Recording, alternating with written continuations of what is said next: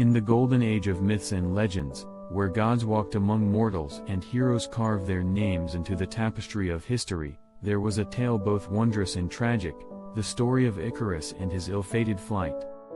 It began on the island of Crete, a land ruled by the mighty King Minos, whose palace gleamed like a jewel by the sea. Within its labyrinthine walls dwelled Daedalus, a master craftsman and inventor whose genius was unmatched throughout the known world. It was said that Daedalus could shape wood, stone, and metal with such skill that they seemed to come alive under his touch. He was a man who dreamed in blueprints and spoke in the language of creation. But even the most gifted of men are not immune to the whims of fate. Daedalus had once served King Minos loyally, designing wondrous contraptions and structures, including the infamous Labyrinth, a vast and twisted maze meant to imprison the monstrous Minotaur. The beast, born of a cursed union between Queen Pasiphaë and a bull, was a creature of nightmare, half man and half beast, with a hunger for human flesh. The labyrinth was both a prison and a tomb, its winding passages impossible to escape. Though Daedalus had crafted this architectural marvel, he would come to regret his involvement deeply. For reasons lost to time, some say it was jealousy, others claim betrayal, King Minos turned against Daedalus and imprisoned him along with his young son, Icarus, in a high tower overlooking the restless sea. The tower was cold and unyielding, its stone walls slick with salt from the ocean spray. The only sounds were the cries of gulls and the relentless pounding of waves against the cliffs below. Day after day, Daedalus paced the narrow confines of their prison, his mind racing with thoughts of escape. He knew that they would never be freed by the king's mercy. If they were to regain their freedom, it would be through his own ingenuity. One morning, as the first rays of dawn painted the sky in hues of pink and gold, Daedalus stood by the narrow window, watching the birds soar effortlessly through the heavens. Inspiration struck him like lightning. If the gods had denied them the path by land and sea, then they would take to the skies. With newfound determination, Daedalus set to work. Using feathers plucked from the seabirds that nested near their tower and wax gathered from candles smuggled by sympathetic guards, he began crafting wings, magnificent, feathered constructs designed to carry them beyond the reach of King Minos. The task was painstaking and perilous, each feather meticulously attached to a lightweight wooden frame, each seam sealed with wax to ensure stability. Icarus watched his father with a mixture of awe and excitement. The boy, on the cusp of manhood, was spirited and impulsive, his heart yearning for adventure. The thought of soaring above the waves, free as the birds they envied, filled him with boundless joy. "Father," Icarus said one evening as they tested the wings, "will we truly fly like the gods?" Daedalus smiled, though there was a shadow of worry in his eyes. "Not like the gods, my son," he replied. "But perhaps like men who dare to dream."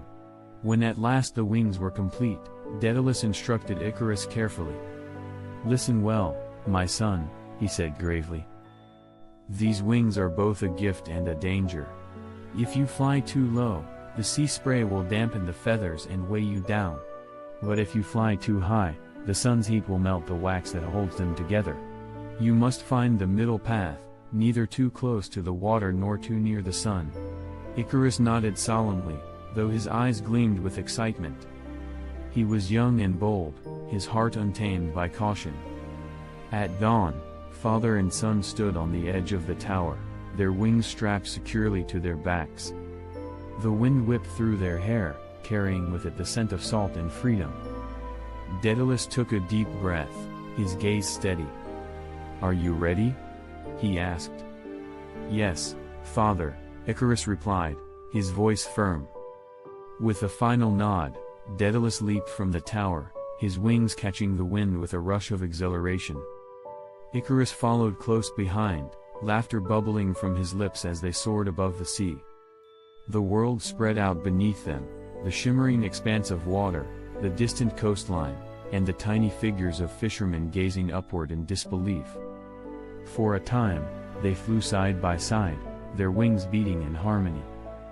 Daedalus marveled at the sensation of flight, the realization of a dream that had once seemed impossible. But his joy was tempered by vigilance. He kept a watchful eye on Icarus, ready to guide him if needed. Yet the boy, intoxicated by the thrill of flight, began to ascend higher and higher, each beat of his wings carrying him closer to the blazing sun.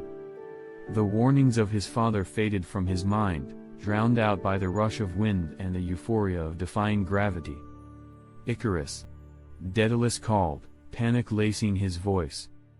"Come down, my son. Remember the sun." But Icarus did not hear him. The sun blazed ever brighter, its golden rays searing through the sky.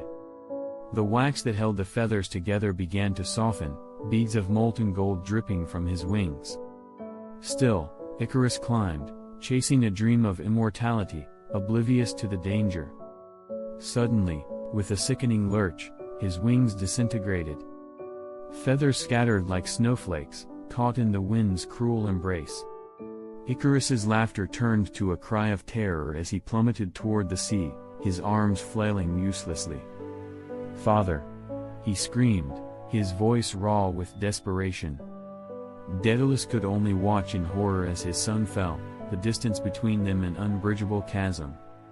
The sea rose up to meet Icarus, its azure surface shattering upon impact. Waves closed over him, erasing all trace of the boy who had flown too close to the sun. Grief-stricken, Daedalus circled above the waters, calling out his son's name until his voice was hoarse. But there was no answer, only the ceaseless roar of the waves and the mournful cries of gulls.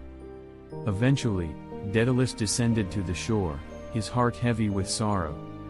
He searched the coastline tirelessly, hoping against hope to find Icarus alive.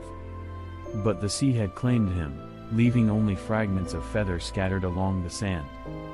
Kneeling by the water's edge, Daedalus wept for his son, his tears mingling with the salty spray. He cursed the gods, the sun, and his own hubris for daring to defy the natural order. Yet even in his anguish, he knew that Icarus had not died in vain. The boy's spirit would forever soar in the hearts of those who dared to dream, a testament to the boundless courage of youth. Daedalus eventually continued his journey, carrying the weight of his loss but also the knowledge that his invention had touched the heavens. He would go on to create other marvels, but none would ever hold the same significance as those wings of wax and feathers. The story of Icarus became a cautionary tale, a reminder of the perils of hubris and the delicate balance between ambition and humility. Yet it was also a story of wonder, for though Icarus fell, he had flown higher than any mortal before him. His brief, glorious flight was a testament to the indomitable spirit of humanity, ever striving to reach beyond the stars. And so, the name of Icarus lived on, etched into the annals of history, a symbol of both the heights we can achieve and the dangers we must heed. His wings may have melted, but his legacy soared eternal, carried on the winds of time.